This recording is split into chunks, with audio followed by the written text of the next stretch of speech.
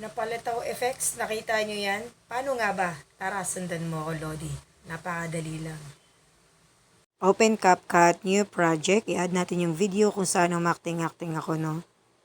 Ito po yun. Tapos, ito rin. Then, i-add na po natin, no?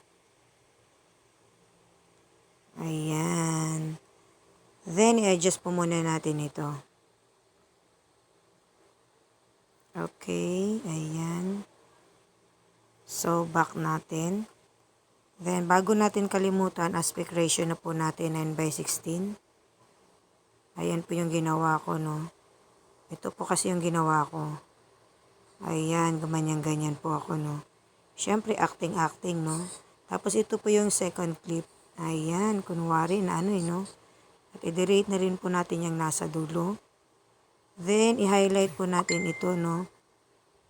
I-highlight natin yan, tapos hanapin po natin yung overlay. Overlay din. I-timing lang po natin kung saan tayo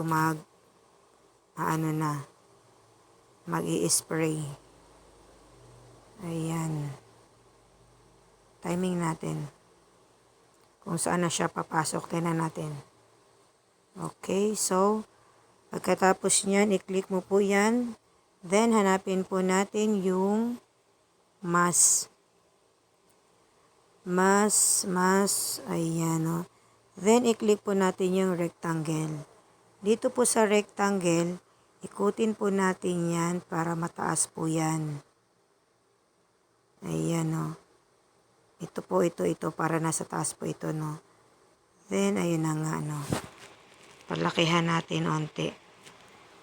Ayan, itaas po muna natin yan. Ayan. Taas muna natin.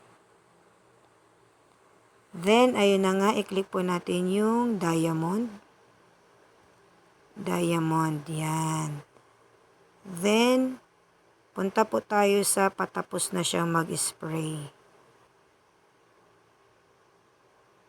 Ayan.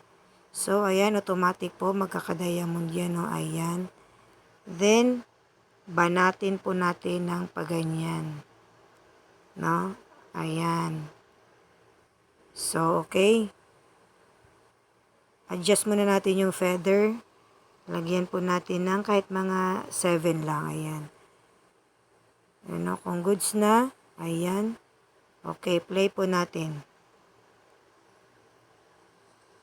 O, diba? Ganun lang po kadali mga Lodi. So, ano pang hinihintay nyo? O, export na yan.